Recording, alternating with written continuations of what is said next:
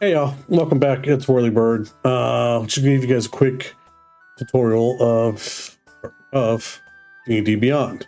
It's fantastic use. It's if you're worried about, if you're a hardback person, paperback person, as you can see right now, there is a 40% savings going on. There's sales going on all the time to get the books digitally, that is. And now they have an option to get both digital and physical books since the companies combined. But regardless, I did this to show you guys character creation. I have all the books because I do all the sales, I do all those things. So you go here and you go create a character. They have it where you can do pre-made, random, quick build, or standard, which is usually what I do is standard.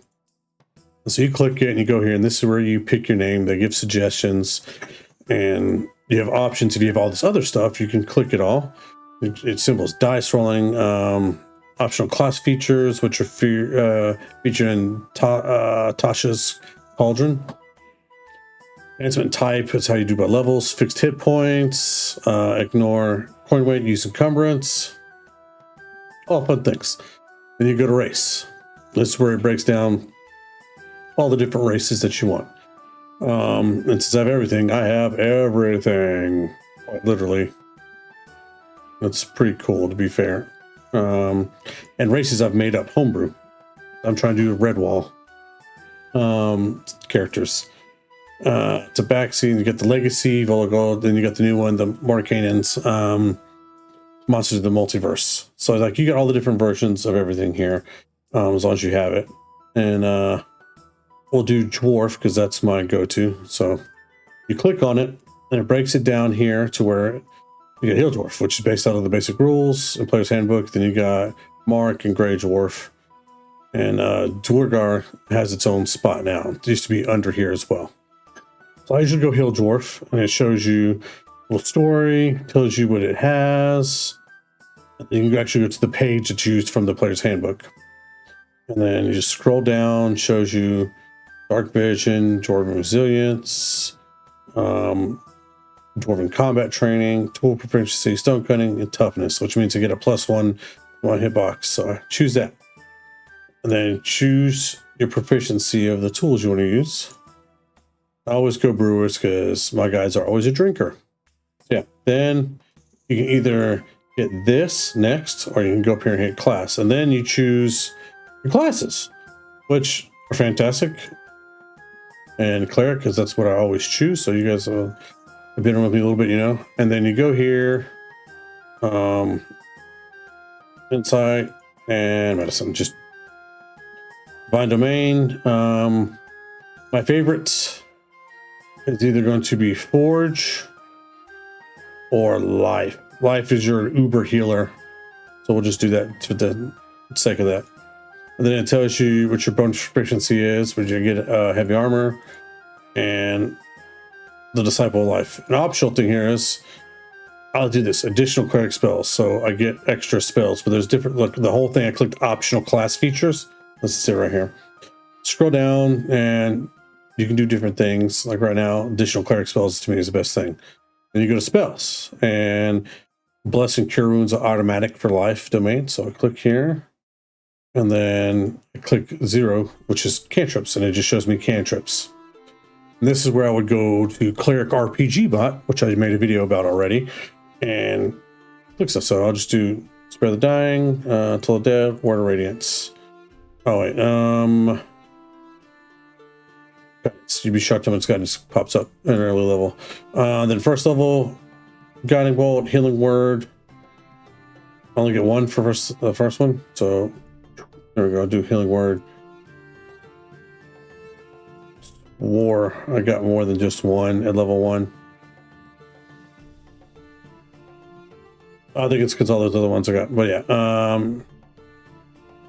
Then I go poop. Next, you do abilities. We'll do point by. Wisdom's going to be your number 1, and then if you bring yourself Dex or whatever, so I'll do.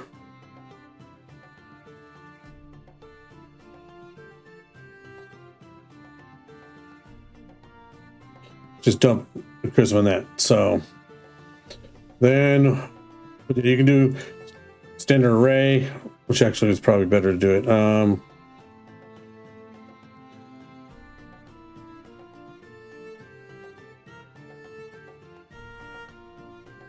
There we go. And then next, and it gives you names here. So I'll go, boop, there we go. And then background, I'll make it easy. We'll do acolyte. And you can choose all the different backgrounds it shows you. So choose the skill, gives me religion. So I'm going to go perception because perception is fantastico. All right, so I'm a dwarf. So I know dwarvish and common. What other language do I want to know? I usually am super simple. I'll do elvish. And then for shits and giggles, I'll just say celestial. Just and you pick that. So now you have that. And it breaks down here. And then you, if you really getting super detailed in your character making, which I do, you got here. You choose your alignment. I'm always neutral good. Then you got the faith of who you follow, and then what you start off with. Modest, you start with 1 gold.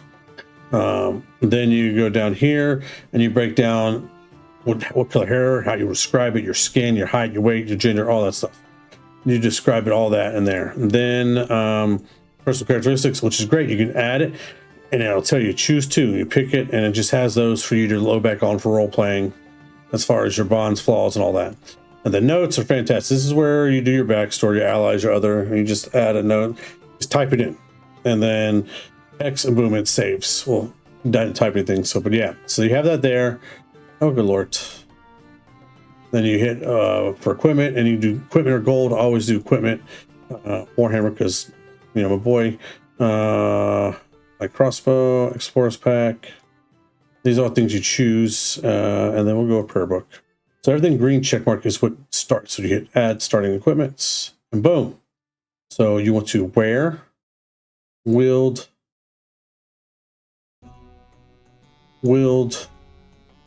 wear. That way, when you go to the character sheet, which you'll see in just a second, I'll hit this. Now, if you're playing on the computer, you're still, and you view character sheet. If not, you export a PDF and then you'll print it off for paperwork. Here you go. Boom. So here you have all your stuff, and everything is great. So, like I said, if you don't click wear, your armor class is affected. You don't have the armor class. If I don't click wield, these don't pop up. So when you're playing, you just click it. And boom. And right below me, you can't see it. It says 17 plus 3 is 20, where my screen is. And then it does all. So you get all kinds of different dice as well through D&D Beyond. And they have different effects. But yeah, this is great. You have all the stuff up here at your character sheet. It tells you what your proficiency are, what you have, and that. And then when you're fighting, you go, I want to go to attack. So what can I do for attack wise? I can do that for melee. Spells. Boom. And then in spells, you're going to say, I'm going to cast Word of Radiance. So that's what light said. That was weird, but Word of Radiance. And then Cure Wounds. Be 7 plus 6 to heal, which you can't see because it's behind the webcam. But it gives you a little breakdown on the right-hand side. You can see a little bit right here. You can see a little bit. And that's like that. And you have your modifiers, and then you got inventory. So if you get new stuff, you add and take off. You can add from here. Then you get your features and traits, where you go back and look like, oh god, what do I have, and how do I do this? Look at it broken down by class, feat, racial, and feats. Then your description of everything. Your notes for taking notes, and extras. Extras is cool. This is where you can add stuff in. Let load. This is where I've learned this just recently. You can add vehicles. You can add pets, mounts, wild shapes, sidekicks. All the cool stuff you can add in there. So we'll just do mount. All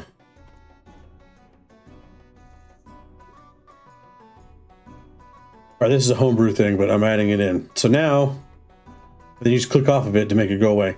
And so now I have my Dwarven Warboar for my mount. And I click it, and it breaks down all his stuff over here on the side. So if I need him to fight or do anything, I have all the information right there. Pretty dope. So that's what you got a character sheet. And then once you get enough stuff you buy from D&D Beyond, you can do this. The change sheet appearance. So I can portrait. Clear that. You can under dark mode. Poof, easy on the eyes. All right, so portrait. You can do. There you go. So now I have that guy as my portrait. We'll do frame. You guys can see, and it's got a whole bunch of different cool stuff. Like I have so many options. So you just do. So we'll do divination. So now that's what you see. That's what that's for. Then we'll do here. I don't know what to try to do thematic or if I got like a color thing going on. If not, like so. Boom. I love flumps. Turns all that stuff green, and then. Here we have the different backdrops. So you have the basic backdrops for each class. Then it gets super fun to where like, boom.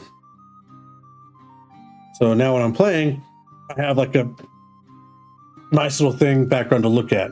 And each thing is different. When you get inspiration, you click here, you're inspired. When you take damage and get healed, damage, all right, so 5 damage, boom, it automatically does it. And you can do short rest and long rest, and it automatically does it for you. So like long rest, take long rest, confirm, boom, I'm back up to full health. It's super, super interactive, a lot of fun.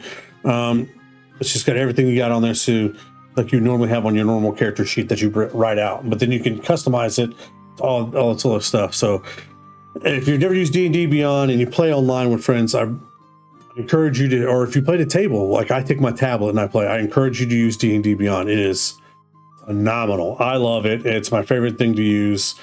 And the great thing is when you go campaigns, so yeah, my campaigns, we go into all of them so our people can make it. So right now we're in Kesh is our campaign.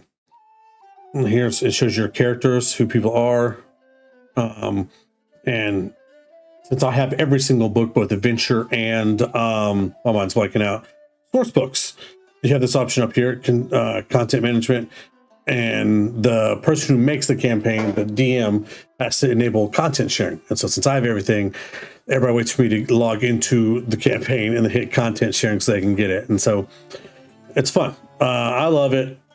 It makes life so much fun to have it on there. So everybody gets their photos of the characters they want them to look like. It's a fantastic time. And we play, and while you're playing, so here, I'll click Hans. While you're playing, when someone rolls, you see a little thing pop up here. And this is where everyone, the DM and all your other characters roll as well. So you'll see stuff pop up and say, oh, they rolled to hit. So like we'll do quarterstaff. And then we'll do history. And then we'll do this. And then we'll do this. All right, what's one? What's it pop? I'm trying to get it to populate for you guys. So you can see like things pop up on the right hand side here. Quarterstaff to hit, history check, hit, and let you know all the stuff they're rolling. So it's fantastic. But I highly recommend it if you don't have D&D Beyond. Get it. Free, you can make up to 5 characters, and then you pay like a small monthly fee to do unlimited characters. Then you pay like $5 more a month or something like that. The DM, which is what I do, so I can share all the books with everybody. But yeah, I think it's worth the money. I think D&D Beyond's great. Like you got Marketplace here, you got the store. Like they already own it. These are the things that already own. There's constant savings all the time on this as well, like constant sales going on. You buy the bundles, which are really expensive. It's everything. But if you already have the books, it discounts the bundles. So yeah, I think I have everything. So like, and then you can also break it down. Source books. Once I click adventure books, and this is where it gets fun. Digital dice. As I keep clicking digital dice, there we go. Ooh, Albert die. Oh, okay. I'm probably buy this off screen. But yeah, you get all kinds of different dice you can buy. Let's look at it. So